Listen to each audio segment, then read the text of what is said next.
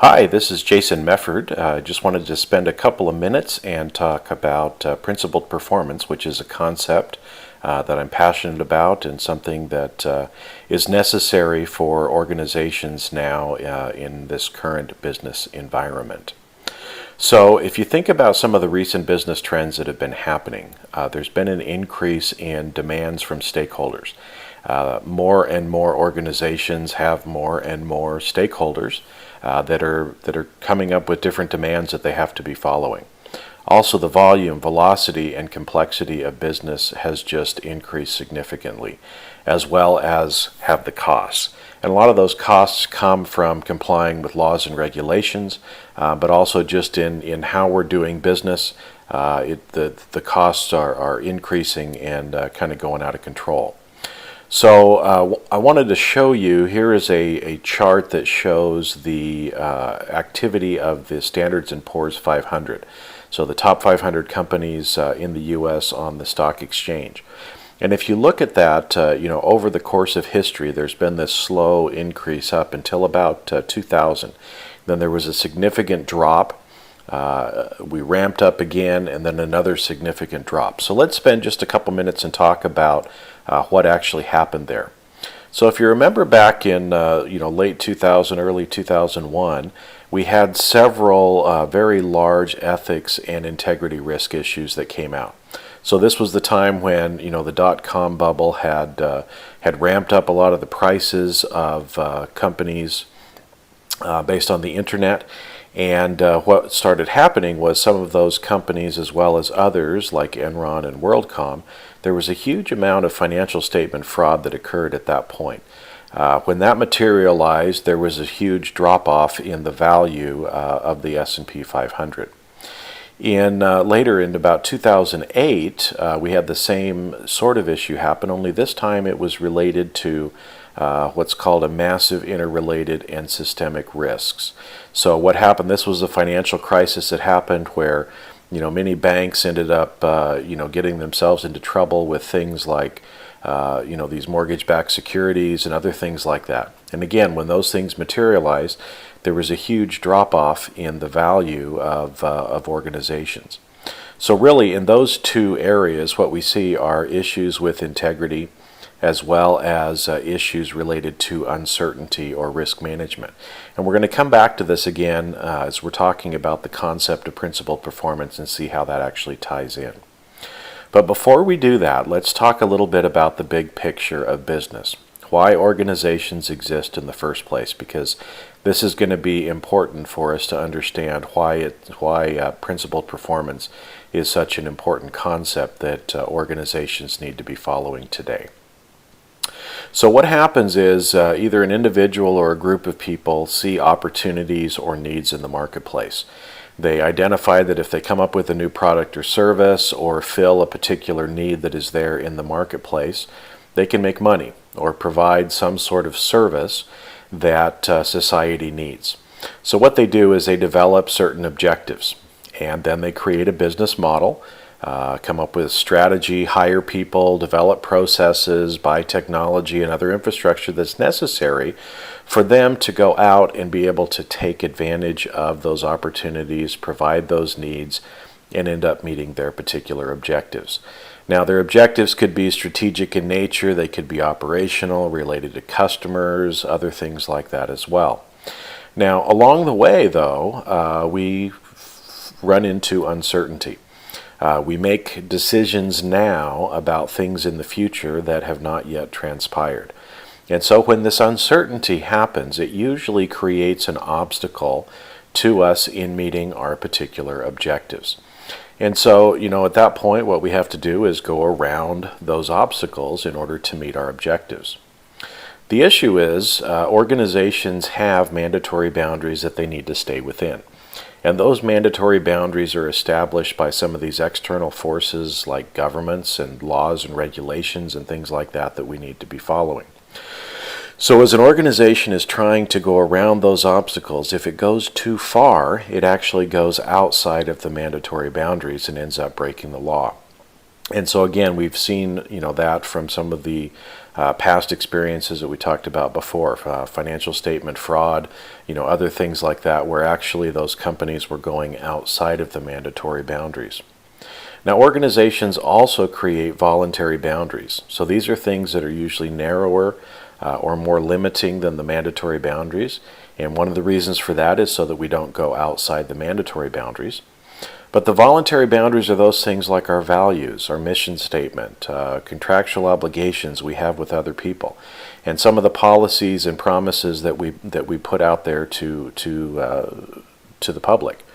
And so what ends up happening again is if we go too far and actually step out over those voluntary boundaries, then we risk having reputation risk or issues that damages our reputation and our ability to work forward. So really what we're trying to do is get around these obstacles while staying within the boundaries. And you can think about that as being called the reliable achievement of objectives while addressing uncertainty and acting with integrity. And in fact, that is what principled performance is. It's the reliable achievement of objectives while addressing uncertainty and acting with integrity. So what you're trying to do is achieve those objectives in the way that we are governing our organization and how we've set up our performance and operations management to help us meet those objectives. But we also have to deal with uncertainty and the risk management aspects of society and the business environment that we're dealing in. But we also have to do it with integrity. We have to stay within those mandatory and voluntary boundaries. And so really it's almost like you're thinking about a juggler. Organizations today really have at least these three balls that they're trying to juggle. How do I deal with my performance or governance? How do I deal with my risk management? How do I deal with compliance? And the issues that we found is when companies have gotten themselves in trouble, usually what they've done is they've been focusing just on one of the balls. And if you've ever tried to juggle, it's really easy to just throw one ball up in the air and catch it and just focus on that one ball. It's much more difficult to juggle all three balls and make sure that you're keeping your eye on all of them. And like I said, what we've noticed most of the time is when companies get themselves in trouble, what has happened is one of these balls has dropped.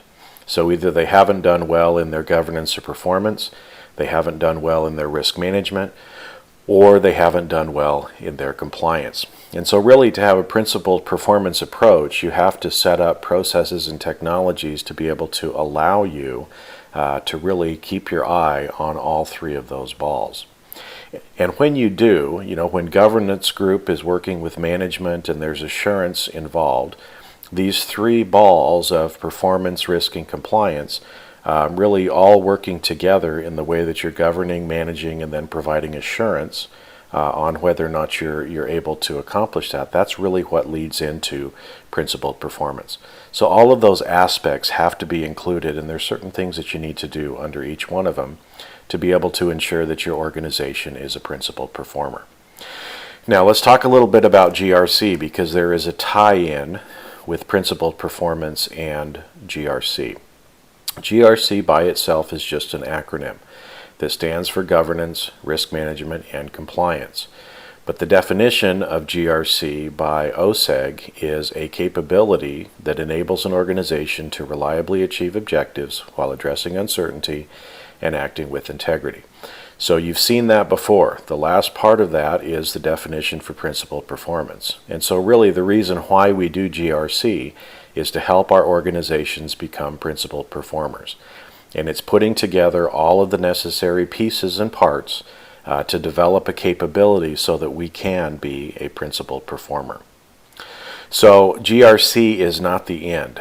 From this slide, what it's showing, forward-thinking organizations, GRC is viewed as a well-coordinated and integrated collection of all the capabilities necessary to support principled performance at every level of the organization.